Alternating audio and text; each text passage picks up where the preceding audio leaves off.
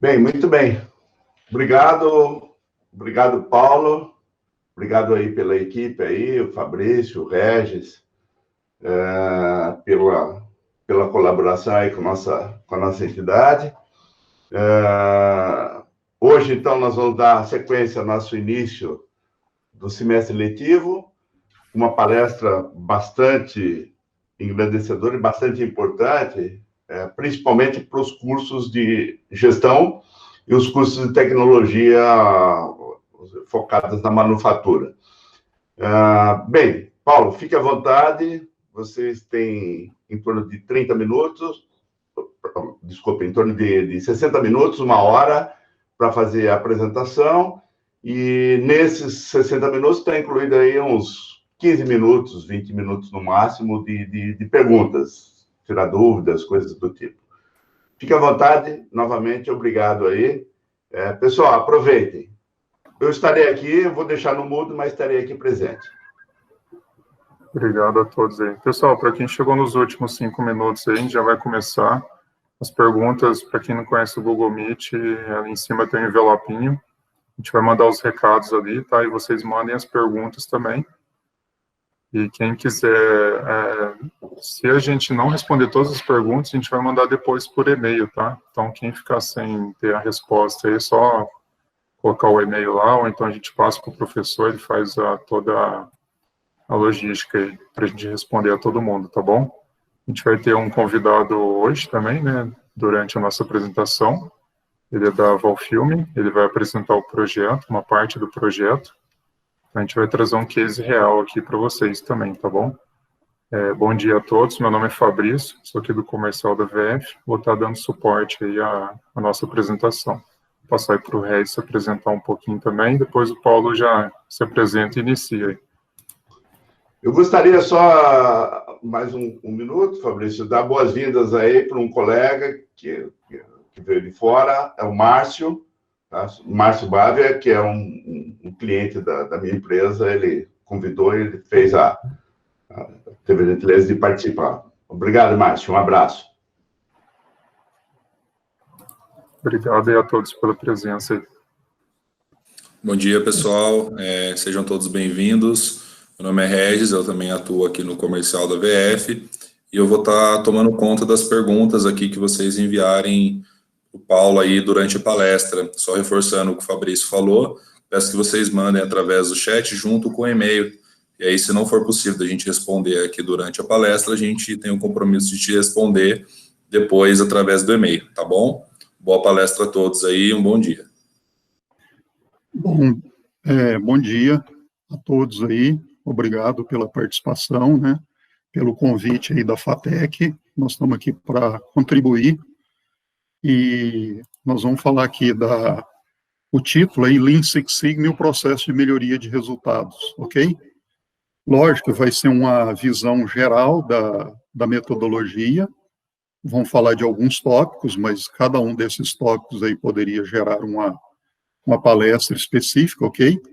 Essa apresentação, ela vai ser disponibilizada aí pelo professor Reinaldo, depois para todo mundo que participou, tá ok? E se alguém não receber, a VF também pode disponibilizar essa apresentação em PDF aí, ok?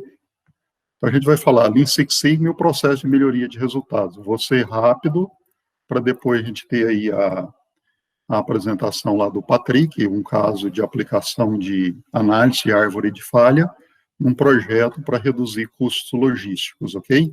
Deve entrar aí por volta de 9 horas aí, 10 horas, 10 e pouquinho.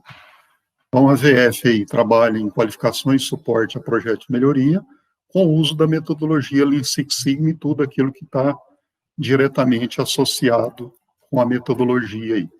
Então, a gente trabalha aí métodos, né, metodologia para ganhos perpetuados. Não adianta só melhorar, tem que perpetuar os ganhos. Eu tenho formação de graduação em engenharia metalúrgica lá na Universidade Federal de Ouro Preto. Tem aí algumas certificações internacionais da American Society for Quality e também tem atuações acadêmicas aí na USP, também uma atuação no IPOG. Trabalho já há 20 anos com metodologia Lean Six Sigma, ajudei a implementar lá Alcanto, Alnovelis, em Pindamonhangaba, em São Paulo, e na Votorantim Metais. E a VF, agora em setembro, está completando 15 anos de atuação em excelência operacional e muito aí em Six Sigma. O que a gente contribui nas empresas e o que as empresas precisam muito, né?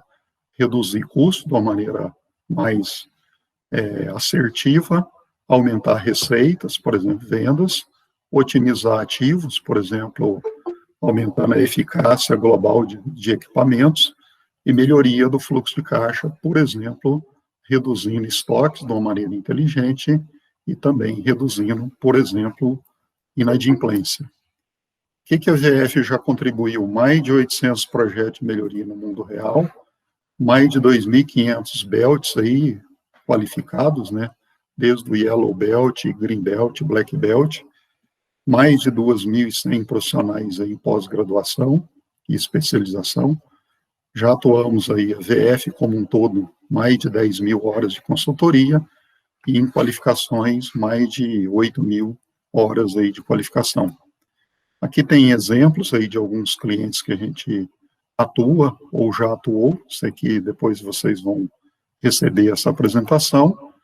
O que a gente coloca de importante aí para as empresas, né? Os ganhos financeiros aí de um único projeto de melhoria pode render aí de R$200 mil ano até R$1 milhão ano. E normalmente as empresas trabalham com 4, 8, 12 projetos de melhoria de maneira simultânea. O retorno sobre o investimento sempre acima aí de 900% ao ano. Significa que R$1 vai gerar pelo menos R$10 de retorno sobre o investimento. Os ganhos começam a ser capturados aí com 2 a 4 meses. E, além disso, tem vários ganhos intangíveis, né? Desenvolvimento de liderança, maior poder de análise crítica de processo, e por aí. A palestra, né, os tópicos aqui, né, a gente vai passar bem rápido, que é uma visão geral, uma overview, né? Então, tem lá as etapas da metodologia, a estatística aliada na melhoria de processo, conceitos bem básicos aí de margem operacional e margem líquida, exemplos de projeto de melhoria do mundo real, a gente vai colocar apenas 3, né, por limitação de tempo, retorno sobre o investimento, plano de ações, né, que durante a metodologia vai ter vários planos de ação, e uma coisa extremamente importante são os controles para perpetuar os ganhos e reduzir os riscos de perder tudo aquilo que foi duramente conquistado. E a perpetuação de ganhos financeiros e qualitativos, e alguns anexos aí sobre qualificações ou treinamentos do Lean Six Sigma tradicionais. Então, a metodologia, né, o Lean Six Sigma, ele é uma combinação do Lean, que nasceu como Lean Manufacturing, manufatura enxuta, mas hoje a gente usa Lean Enterprise, organização enxuta, em 1896, ou seja, 120 anos atrás. E o Six Sigma, que já é bem mais novo, né? Atribui seu nascimento aí na Motorola em 1986. E a combinação Lean Six Sigma começou lá nos Estados Unidos por volta aí de 2003, 2005, e aqui no Brasil eu diria que isso começou a juntar na faixa aí de 2008, 2009. Bom, o caminho das pedras do DMAIC, né? Por isso que a gente fala que é uma metodologia, tem um caminho lógico. Começa lá com um contrato de projeto, define seus indicadores de desempenho, os KPIs, e depois tem toda uma metodologia, né? Lógico que é muita coisa para abordar nisso aí. Normalmente uma qualificação de Yellow Belt, por exemplo, que seria um começo da jornada do Lean Six Sigma, são 45 horas. Um Black Belt aí já seria da ordem de 135, 160 horas. Mas aí tem as etapas da metodologia, né? Definir, medir, analisar, melhorar e controlar. Daqui a pouquinho o Patrick vai dar uma contribuição sobre o uso de análise de árvore de falha dentro da etapa analisar de um projeto de melhoria. Questão prática, né? Você tem as entradas de um processo, tem o processo e tem as saídas. Tem indicador que você quer aumentar, quanto maior, melhor, um OE, uma eficácia global de equipamento, aumentar vendas, pessoal de logística e aumentar o OTIF, né? on time, in full, mas a maioria dos indicadores de desempenho a gente quer reduzir defeito, falha, erro, reclamação, devolução de cliente, consumo específico de energia elétrica, gás natural e tantas possibilidades que tem. Às vezes, você tem que trabalhar dentro de uma faixa restrita para atingir uma especificação, por exemplo, ou sobrepeso, sobrevolume, né, são típicos de você trabalhar para reduzir essa margem de variação. Então, todo o processo pode ser medido. Tudo aquilo que pode ser medido pode ser melhorado. Ou seja, logo, tudo pode ser melhorado, já que pode ser medido. Então, se você não tem controle nas entradas do processo, o que se pode esperar na saída do processo? Uma interrogação, né? Mas a metodologia nos leva a identificar o que de fato impacta, influencia na saída do processo. E, se a gente trabalhar bem em termos de controle, a gente vai ter aquilo que chama um processo robusto, ou seja, atende a meta dos indicadores de desempenho, ou especificação, ou requisitos, ou atributos, e é previsível, sei o que vai acontecer. Porque eu conheço as entradas, tenho controle sobre essa entrada, tenho garantia das saídas do processo. Aqui uma tabela bem resumida, né, de o que é o nível sigma, né? Então, por exemplo, se uma empresa está lá em 3 sigma, ela tem 6,7% de defeito, né? E ela quer chegar no nível de 6 sigma, que é isso aqui, 0,0003% de defeito, ela tem que melhorar o seu processo aí praticamente 20 mil vezes. Se ela já for 4 sigma, para ela chegar em 6 sigma, ela tem que melhorar 1.800 vezes. Então, não é tão simples assim, mas é possível. Dizem, né, que as empresas brasileiras estão aqui entre 2 e 3 sigma.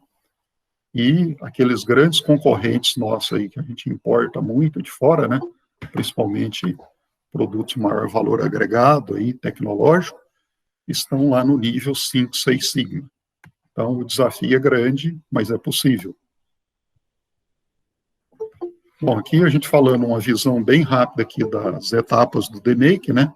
Você define qual projeto de melhoria deve ser executado e para melhorar a performance do negócio, os indicadores críticos de desempenho do negócio, os KPIs. Depois, na etapa medir, tem uma série de ferramentas lá para a gente verificar qual a performance atual do processo, incluindo, né, o nível sigma do processo. Depois, na etapa analisar, quando, onde e como ocorrem os defeitos ou falhas desse processo. E aqui, normalmente, entra um pouco mais de estatística nessa etapa. E na etapa melhorar, além dos planos de ação, você tem uma série de outras necessidades lá para trabalhar, inclusive um novo mapa de processo, indicando as melhorias que foram implementadas no processo. Pode ser um processo numa área comercial de aumentar vendas, num processo de logístico, de reduzir custo, aumentar o TIF, on time in full. Pode ser numa área de produção, por exemplo, aumentar ou a eficácia global de equipamentos, não importa. E depois, como que você vai perpetuar essas melhorias para manter os ganhos, né, duramente conquistados.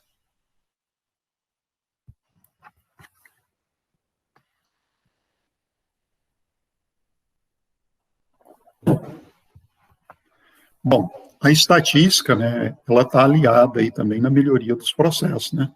Você tem processo para produzir produtos ou serviços atendendo às estratégias do seu negócio.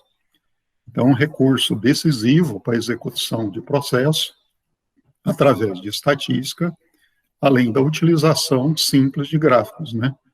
O objetivo de identificar e controlar os dados da empresa de forma fácil, realizar análises estatísticas aplicadas ao seu cotidiano.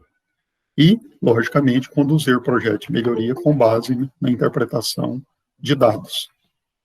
E a estatística ela é utilizada não somente nas áreas industriais, né, mas perfeitamente muito utilizada em áreas transacionais ou administrativas, né.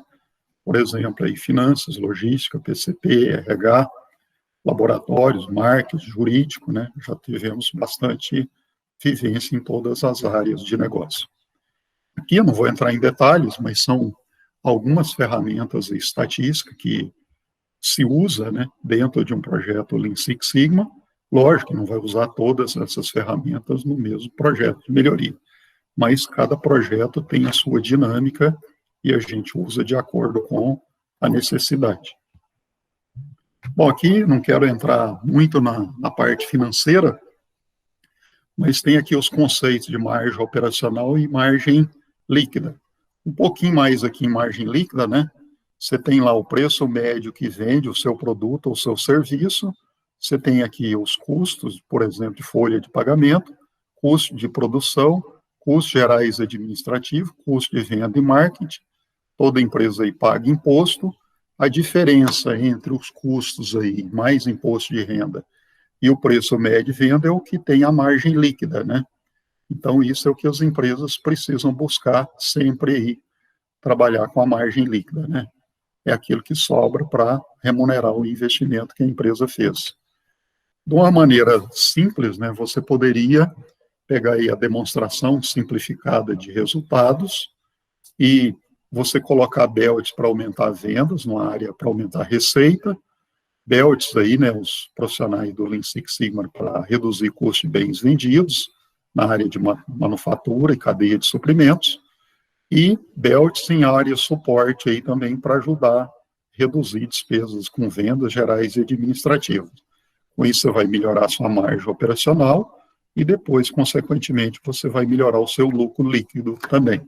Então, é isso que muitas das empresas fazem com o Lean Six Sigma, trabalhar para melhorar o desempenho, o lucro líquido. Na metodologia Lean Six Sigma, a maioria dos projetos de melhoria estão aqui nesses duas vertentes aqui. Aumentar receitas, por exemplo, aumentar vendas, é bastante comum um projeto de melhoria, aumentar 20%, chega até níveis aí de 50%. Aumentar um rendimento de processo significa reduzir perdas. Pode ser também na área ambiental, aumentar o desempenho ambiental, e por aí vai. E também, a maioria dos projetos de melhoria tem um contexto de reduzir, por exemplo, perdas, erro, retrabalho, poluição, sobrevolume, consumo específico de matérias-primas, né, acidentes de trabalho, então é muito amplo, né.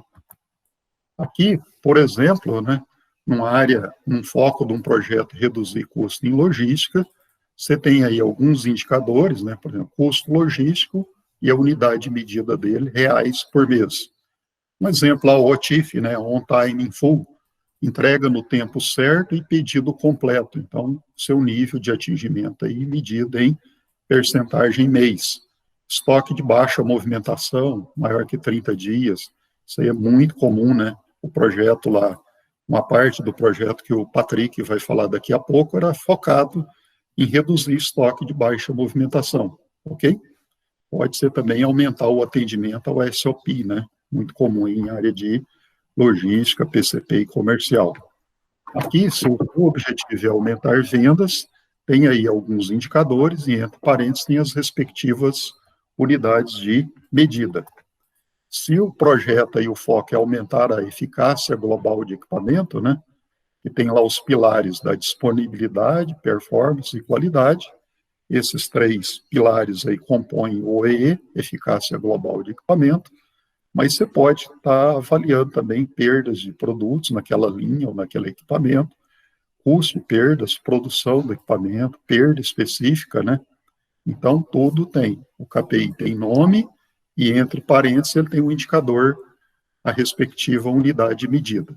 E para cada indicador desse, né, você coloca, tem uma média, que a gente fala, uma referência, a média do baseline, e a meta onde você quer atingir, se é aumentar ou se é reduzir. Retorno sobre o investimento.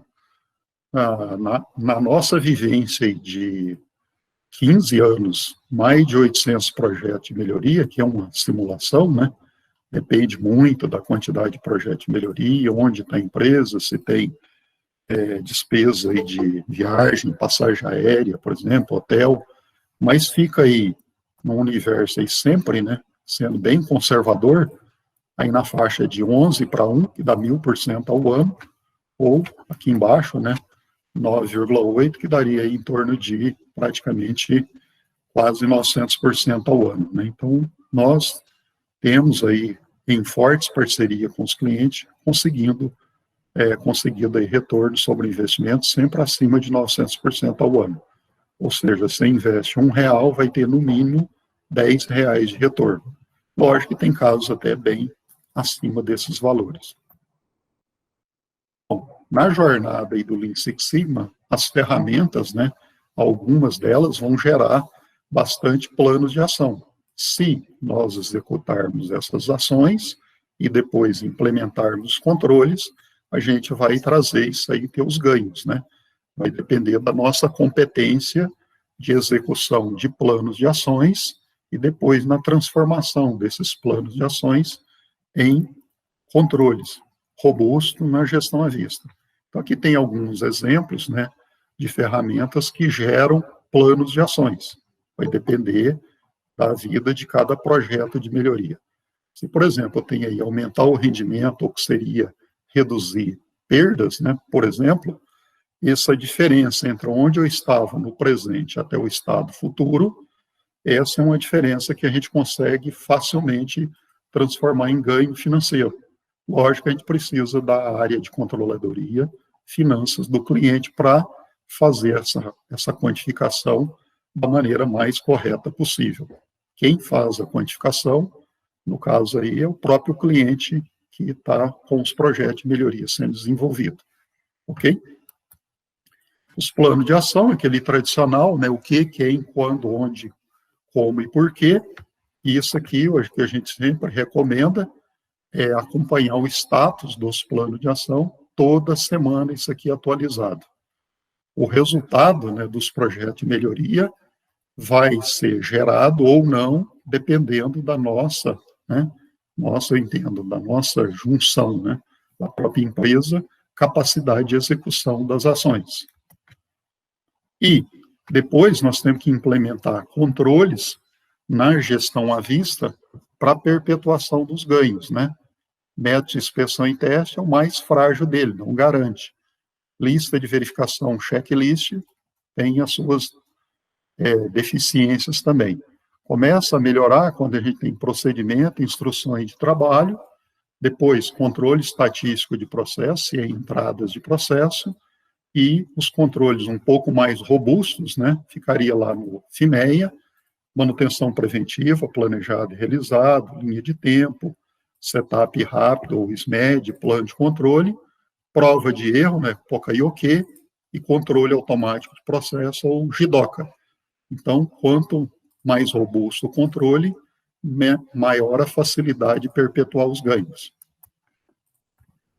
Aqui, mais uma vez, essa visão, já comentado, ok?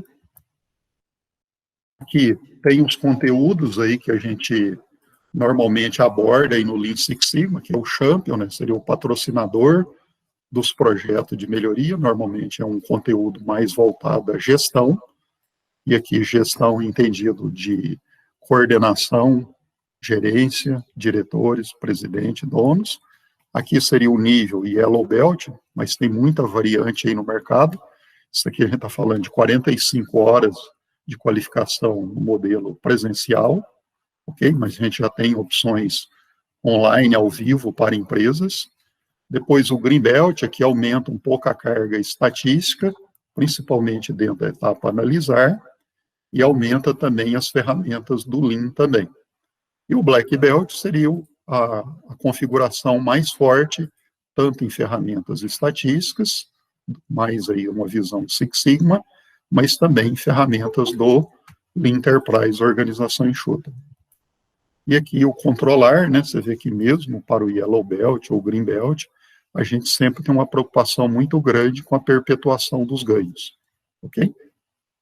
O melhorar, né? O controlar aqui, ó, você tem aqui, ó, a preocupação com o controle é muito forte, e isso aqui faz toda a diferença. Não é incomum, né? A gente vê uma empresa que melhorou muito um resultado, mas com o tempo aquele resultado foi se perdendo. Por quê? Porque faltou controles robustos na gestão à vista. Então, aqui, queria encerrar essa primeira parte, e depois a gente vai chamar aí o Patrick para fazer a apresentação dele, ok? Sobre uma aplicação de FTA num projeto da área de logística. E depois nós vamos estar abertos aí, né, para fazer perguntas e respostas através aí do chat. O Regis vai estar coordenando aí pela VF essas perguntas e respostas, e eventuais perguntas não respondidas aí por questão de tempo, se tiver lá o e-mail, lá no chat, a gente responde pontualmente para todo mundo que fez as perguntas aí. Agradeço aí a participação, mas continuamos juntos aí, ok? Pessoal, o Patrick já chegou, eu vou passar... Pode falar, professor Reinaldo, depois eu falo aqui. Obrigado aí, Paulo. Pô, foi excelente a sua apresentação. Vamos dar continuidade agora. Só reforçando aí com o pessoal, podem colocar as dúvidas no chat, e as dúvidas que quiserem a posterior, só postar no e-mail do Paulo, que ele prontamente vai responder. Obrigado. Pode continuar, Fabrício, por favor. Pessoal, obrigado a todos. O nosso convidado, Patrick, já está aqui, da Valfilme, vai se apresentar. Enquanto isso, eu vou ligando a apresentação dele. Ao final aqui, todos os sobreviventes receberão o contato dos dois participantes, tá bom? Quem sobreviver até o final aí, a gente vai passar o contato do LinkedIn, e fiquem à vontade aí em trocar experiências com eles, tá bom? Abraço a todos. Patrick, se apresenta aí. Muito obrigado pela sua presença. É uma honra você estar aqui contribuindo com a gente, tá bom? Abraço. Obrigado, Fabrício. Mais uma vez, agradeço aí o convite de vocês. Vocês estão me ouvindo bem? Sim, okay. Positivo. Então, pessoal, bom dia. Eu sou o Patrick, da Valfilme, né? Trabalho aqui há 10 anos, na atual função de coordenador de logística. Então, vou mostrar para vocês uma parte, né, do projeto que foi aplicado aqui na Valfilme em 2017, com a VF Consultoria, né, um projeto de Yellow Belt, do Lean Six Sigma. Então, vou mostrar um FTA e um indicador que esse FTA acabou ajudando também diretamente, né? Então, Fabrício, pode abrir aí, se possível. Esse foi o tema do nosso projeto, tá? Reduzir custos logísticos. Nesse projeto, a gente abrangeu vários tópicos aí, vários pontos sobre custos logísticos. Então, eu vou comentar do principal com vocês, que é sobre custo de estoque. Então, esse é um FTA, né, que foi feito, e uma potencial causa, né, do estoque é o estoque cheio. Então, é um motivo que eu acredito que em várias empresas isso deve realmente ocasionar muitos custos logísticos, né, porque estoque cheio nunca é bom para a empresa. Então, nesse FTA, a gente desmembrou ele em 3 fases dos porquês, né? Então, começando aí da esquerda para a direita, tá? O porquê do estoque cheio é a falha do FIFO, né? E o porquê da falha do FIFO, a gente encontrou mais 2. Poderia ser por funcionário inexperiente ou por material no corredor devido à falta de espaço. Então, na época, a gente tinha estoque em prateleiras, né, que é o estoque vertical, porém, com estoque cheio, você não conseguiria usar somente nas prateleiras. Então, você acabava colocando o material no meio do corredor, e com isso você perdia de fazer o FIFO, né, que era pegar o material mais antigo que estava na prateleira. E aí, o porquê desse funcionário inexperiente? A gente chegou que ou ele não tinha conhecimento necessário, ou a falta de habilidade. E aí, né, o que está em vermelho aí é o que era uma causa, a cor amarelo é o que era dúvida, e o verde, que depois você vai ter um ali no final, é o que não é causa.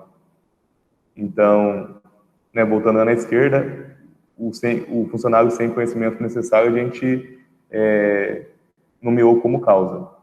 Lembrando que esse FTA, ele foi feito com toda uma equipe, não só com a logística, mas também a parte comercial, a parte de PCP, todo mundo que estava envolvido na operação, tá? Então, tudo isso foi validado com todos. Depois, uma outra causa, né, na linha 2 ali do porquê, material no corredor devido à falta de espaço.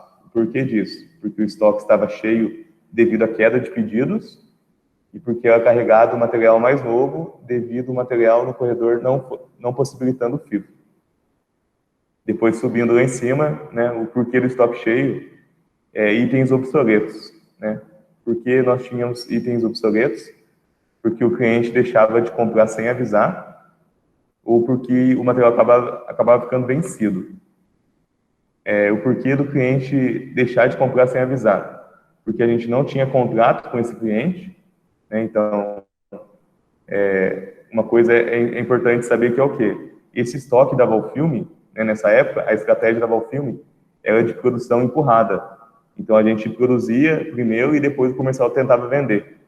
E aí, em alguns casos que o cliente não tinha contrato com o cliente deixava de comprar e esse material ficava no estoque. Tá? Então, além de não ter contrato, né, o comercial também não acompanhava o consumo do cliente. Então, o PCP fazia a quantidade de estoque de acordo com o histórico de vendas para esse cliente, e aí, em alguns casos, o comercial não tinha esse acompanhamento, o cliente diminuía ou aumentava a sua demanda. No caso, quando diminuía o material, o item poderia até virar obsoleto. É desse porquê que a gente está vendo aí. E do material vencido. Por que o material ficava vencido? Porque o cliente deixava de comprar ou por problema de qualidade. E o último porquê ali é falha de programação. Por que ocorria a falha de programação? Por falta de forecast. O porquê da falta de forecast? Porque o comercial não acompanhava, porém a gente colocou como não causa, né? Tá verdinho aí, o quadrado verde, porque depois foi notado que o comercial tinha sim acompanhamento, e por previsão errada. Então, nesse caso, a falta de forecast, a causa não era a falta de acompanhamento do comercial, mas sim a previsão errada, que acabava indo em conjunto com o não acompanhamento do consumo do cliente. Então, realmente, a gente teve essa falha aí, né? Tá o desenho vermelho, que depois teve uma ação, né? O 5W2H, em cima disso. Outro porquê da falha de programação. A diminuição de consumo, né? O cliente diminuiu o consumo. Por quê? Por substituição de consumo, quando o cliente mudava o item, ou porque o cliente deixava de comprar. E o último porquê da falha de programação, está escrito falha de programação também, porém é algo que é mais operacional, tá? Então é uma falha de programação operacional. Por quê? Por falta de atenção, né, no caso do PCP, ou pelo medo da falta de material.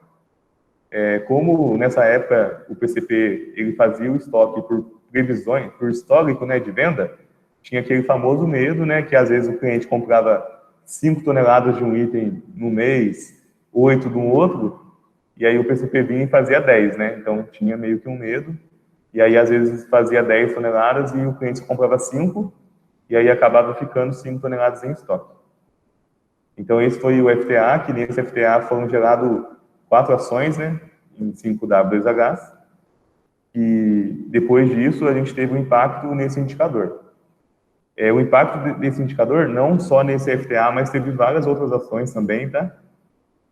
Nesse indicador a gente pode ver, em setembro de 2016, a gente tinha uma quantidade em quilos, na verdade eu falei em toneladas de 3.400 toneladas, né? Isso é a quantidade de estoque acabado e semi-acabado, tá? Então é a soma dos dois. E aí a gente tem mês a mês, né, a quantidade de estoque, a quantidade do fechamento do final do mês. Nesse projeto, nós fizemos um baseline que foi de janeiro a julho de 2016 e ficou em 3.600 toneladas, 3.665. Então a gente começou setembro de 2016 com 3.400, e aí teve alguns picos que chegou a aumentar, chegou a ter mais de 4.000 toneladas em estoque, e foi definida uma meta de 3.000 toneladas, né, que praticamente essas 3.000 toneladas era a necessidade que a gente tinha de demanda para atender os clientes e também a nossa capacidade de armazenagem, né? Então, toda vez que eu passava de 3.000 toneladas em estoque, é onde eu tinha que colocar material no meio do corredor e acabava atrapalhando outros processos também. Então, com todas as ações que foram acontecendo, a gente foi diminuindo o estoque. Então, a partir de fevereiro de 2017, a gente atingiu a nossa meta, e a partir daí foi só reduzindo, né? e acabamos chegando aí até em agosto de 2017, que chegou em 2.300 toneladas. Então, além de atingir a meta, acabou reduzindo bastante, né, com toda uma gestão que continuou atendendo os clientes sem perder essa qualidade de atendimento, né, sem faltar material, que é o mais importante. Aqui são os mesmos números, tá? Porém, está no Minitab. Aqui é mais fácil a gente ver o baseline que tinha sido definido e a meta de 3.000 toneladas. Esse baseline, né, de 3.600, em comparação com o resultado de agosto de 2017, que ficou em 2.300 toneladas de material, a gente teve uma redução aí de 35% de estoque. E isso, em valorização desses materiais, né, a gente teve um ganho de fluxo de caixa. Porque quando eu reduzi o estoque, esse estoque se tornou em faturamento. Então, ele entrou no caixa da empresa. Então, esse ganho ficou em mais de 6 milhões de reais. Né? Então, foi algo que destacou bastante. E a empresa, tendo fluxo de caixa maior, ela pode estar pensando em novas estratégias, né? Em investir, em comprar mais máquinas, né? Esse tipo de coisa. Então, esse foi o nosso resultado aí, com o FTA e esse indicador de estoque de bobina da Valfilme. A gente agradece aí o Patrick, né, a contribuição dele, da Valfilme, um cliente nosso. Já trabalhamos bastante lá desde 2012. Eu queria ressaltar aqui, ó, que o Patrick apresentou aí, né, só para dar só um complemento aqui. Aproveitando, Patrick, se puder falar um pouquinho do que faz a Valfilme, e está aqui na nossa região, a maioria aqui é do Vale, tá? São José e região. Se puder falar um pouquinho aí, o que a Valfilme faz, o que ela é. Sim. Para quem não conhece a Valfilme, hoje a Valfilme é uma indústria de embalagens plásticas flexíveis, tá? A gente atua em vários segmentos de embalagens plásticas.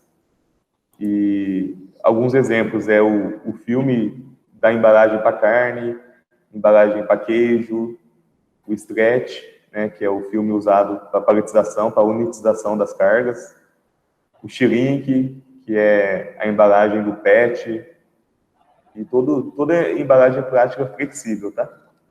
Então, a gente hoje atua no Vale do Paraíba, tem fábrica em Manaus, na Bahia, a nossa produção é bem forte. Tá bom, muito obrigado aí, Patrick. Todo mundo aí está vendo a minha apresentação aí, que tem a estrutura dos vivos, dos porquês, todo mundo? Ok? O pessoal está dizendo ok aqui no chat, Paulo. Tá, então aqui, ó. Então, olha o que o Patrick fez aí, que legal, né? Então, você tem lá a falha topo, que ele comentou, desdobrou a árvore aqui, né? E aqui, ó, isso é que às vezes pouca gente faz de validar o FTA de baixo para cima, entendeu?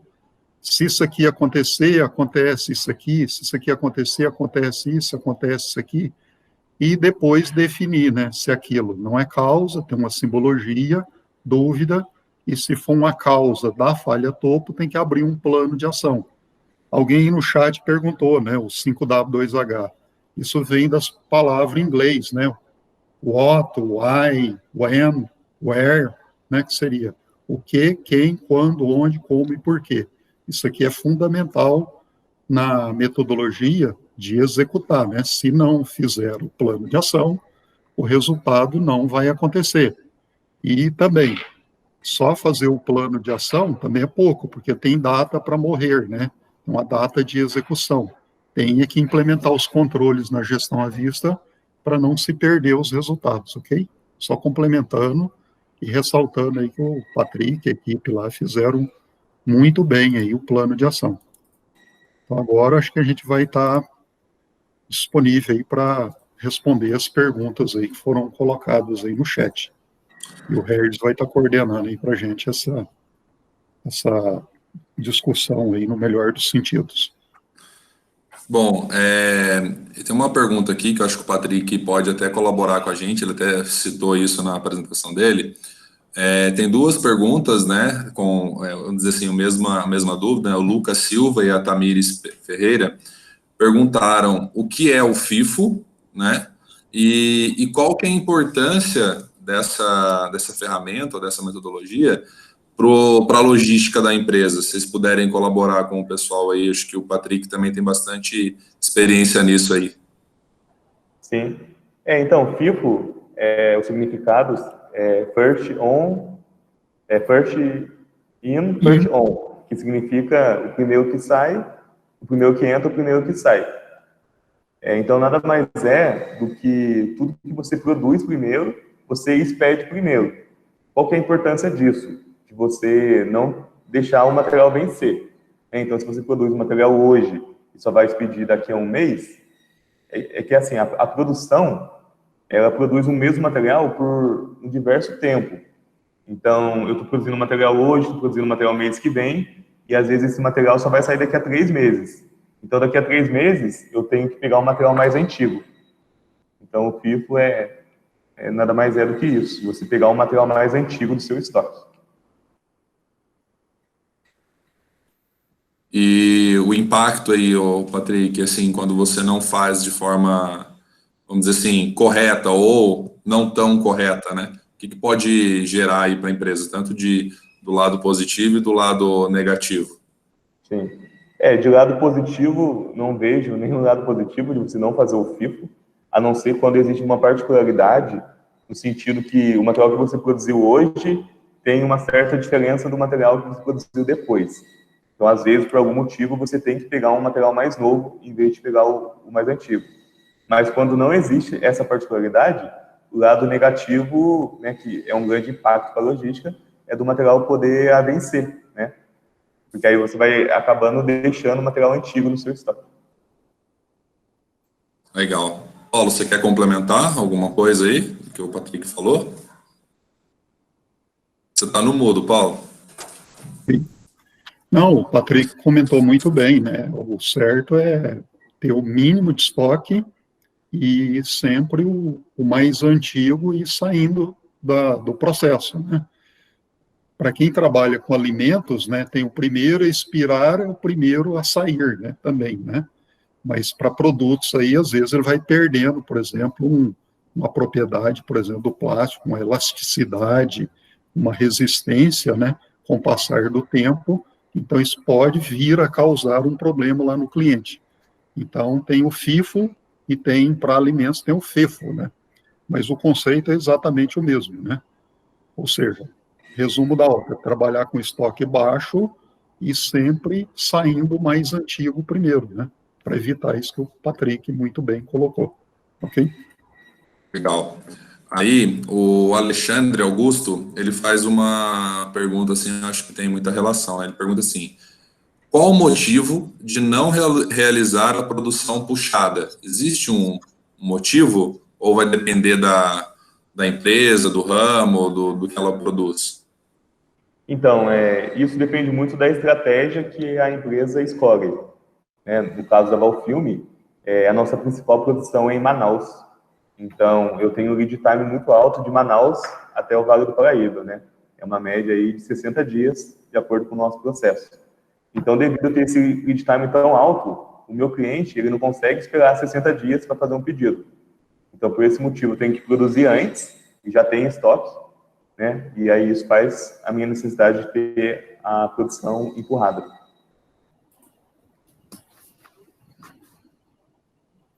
Paulo quer falar mais alguma coisa aí, Paulo, sobre isso? Isso é o sonho de todas as empresas, né? Trabalhar com produção puxada. O professor Reinaldo aí é um expert nisso aí, mas às vezes a gente vê empresas que partiu para a produção puxada, teve sucesso, né? Puxada pela demanda do cliente, e de repente ela vai voltando ao processo tradicional da produção empurrada, né? Tem várias vantagens. Mas uma coisa que vai acontecer naturalmente quando você vai para a produção puxada pela demanda do cliente é trabalhar com lotes cada dia menores, né? E lotes menores também vai ter um impacto que você vai ter mais setup, né? E aí você tem que trabalhar para reduzir o tempo médio de setup, que é bastante comum aí no Lean Six Sigma também. Então, quer dizer, tem uma série de benefícios a produção puxada, Lean, né? Mas tem os seus desafios também. tecnicamente falando, a maior dificuldade é você vai ter mais setups e você vai ter que reduzir o tempo médio de setup, num ambiente industrial, logicamente, né? Ok? Ok. Para fechar esse assunto, tenho mais uma pergunta da Beatriz Helena. Ela fez uma pergunta até extensa, eu vou contextualizar aqui para vocês, mas basicamente é o seguinte, falando inclusive de produção puxada, né? A gente está vivendo um momento de pandemia, onde existe contratos, né? Muitas empresas, acredito até que com a própria Valfilme, né, Patrick? Muitas empresas têm contrato mensal, às vezes, de quantidade, né? Certa quantidade por mês. E aí, a nossa economia, ela é facilmente impactada, né? Por toda a crise, né? A gente sabe disso. E como que é possível gerenciar isso, né?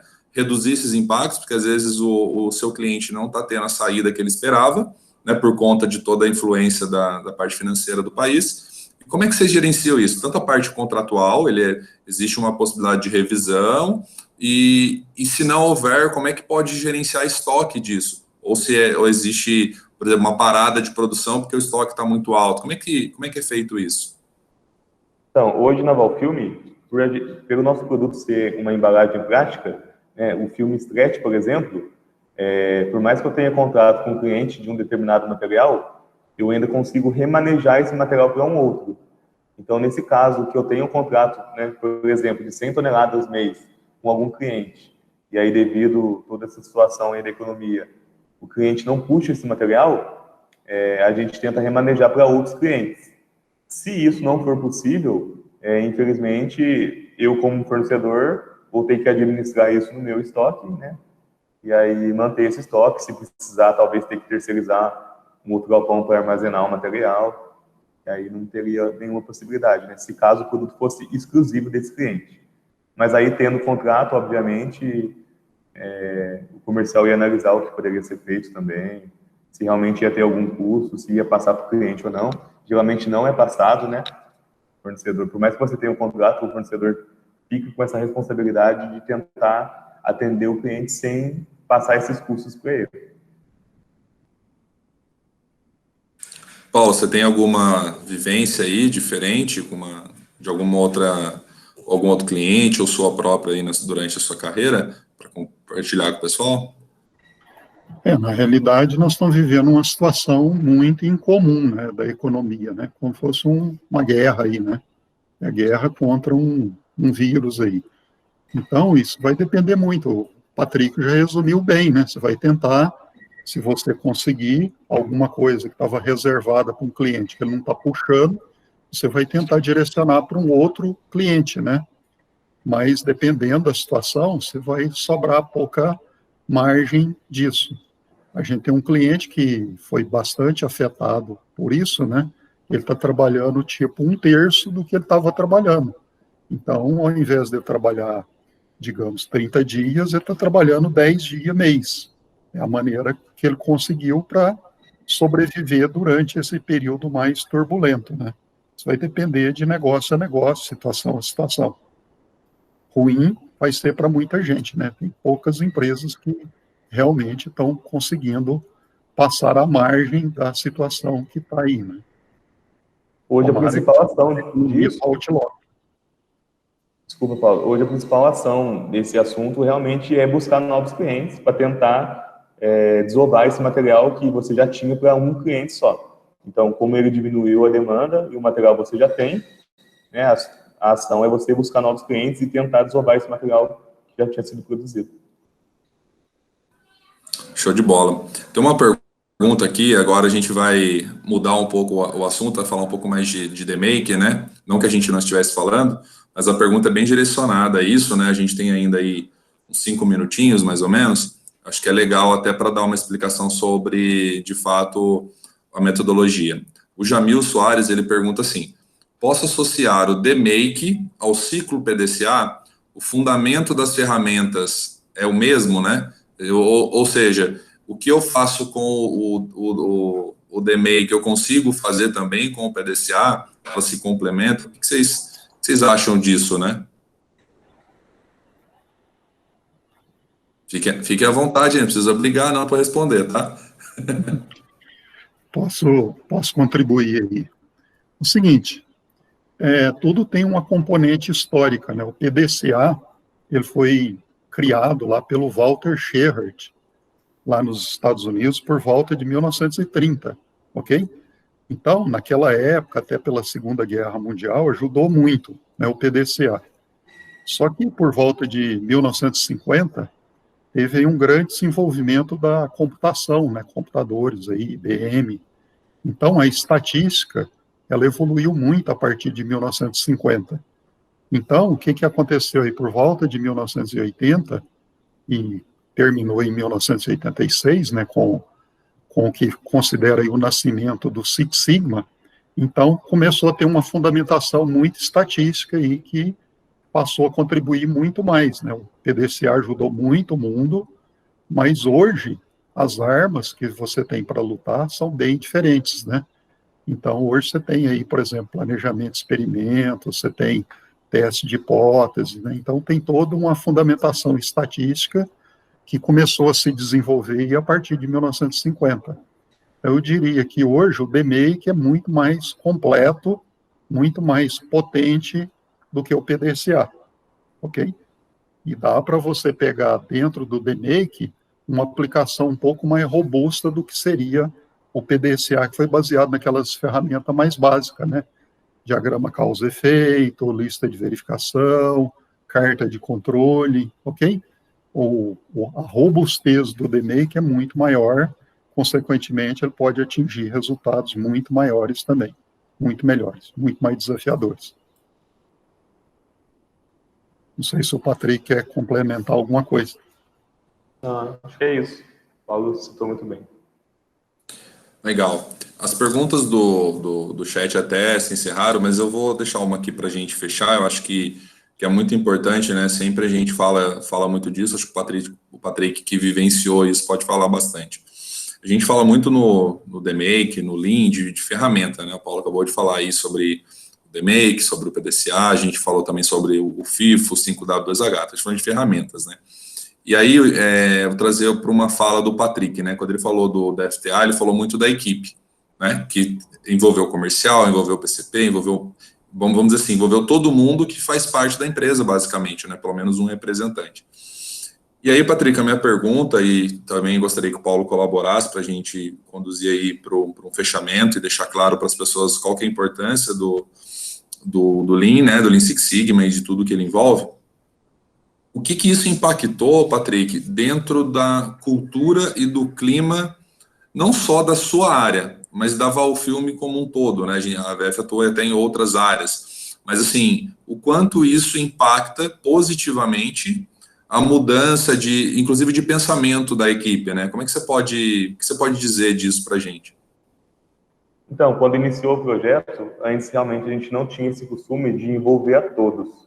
Então, uma coisa que fez muita diferença durante o projeto e até depois, que o pessoal acabou pegando essa cultura, né, um pouco, foi desse envolvimento de toda a equipe. Então, a gente tinha muitos problemas que, às vezes, você não chegava no pé da máquina ou lá no operador, né, no empilhadeirista, para você ver qual que era o pensamento dele. Então, eu acho que esse envolvimento com todos foi algo que fez a diferença, né, e não só de um setor, mas também o fato de a gente ter envolvido vários setores diferentes, todo mundo se sentiu, né, acolhido.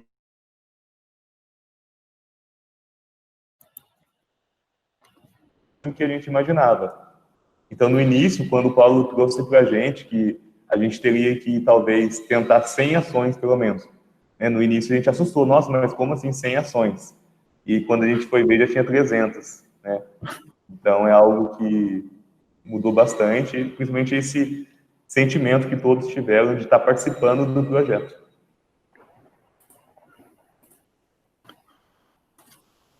Tentando complementar aí o que o Patrick falou, né, a gente sempre recomenda muito, mas muito mesmo, o envolvimento de todos os níveis do projeto de melhoria, principalmente o nível do executante.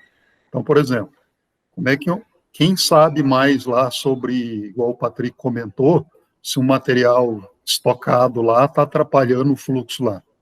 Quem? O empilhadeirista, né? Então, você tem que envolver um empilhadeirista a hora que você está trabalhando para reduzir estoque, por exemplo. Ele conhece, ele que vai lá, pega o material, coloca o material, transporta de um lado para o outro. Então, quer dizer, tem que envolver as pessoas corretas, né?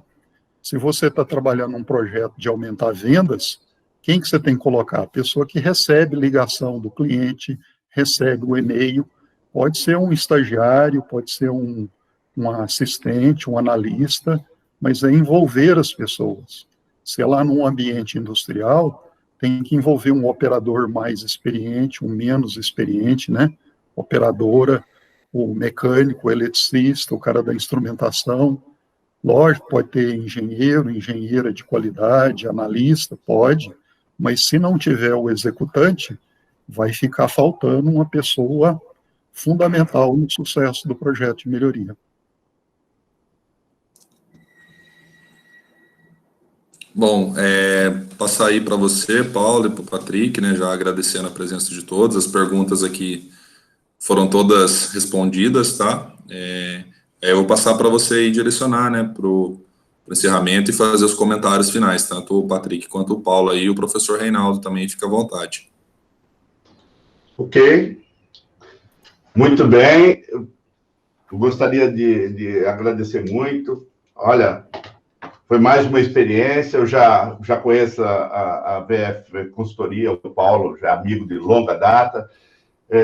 Presenciei, posso falar isso com certeza, né? Porque eu acompanhei diversos trabalhos deles, são resultados excepcionais. Desde quando eu conheço ele, o trabalho que eles têm feito nessa divulgação dessa metodologia é sensacional. E gostaria de agradecer por mais uma vez, Paulo, você estarem aqui, você está com a sua equipe aqui, todos disponíveis para trazer esse conhecimento e essa tecnologia para os nossos meninos, aí, para os nossos alunos. Isso é bastante importante para eles, para o desenvolvimento deles no dia a dia. Tá? Então, eles estão no começo da caminhada aí, daqui a pouco eles estão indo para o mercado de trabalho, né? E isso daí faz parte desse engrandecimento. E você, como ser prestativo, tal, não sei o quê, e veio trazer esse grande conhecimento que vocês têm, essa grande experiência dentro dessa metodologia. É uma metodologia que eu particularmente gosto bastante. Eu sou professor de estatística também, né, além da logística.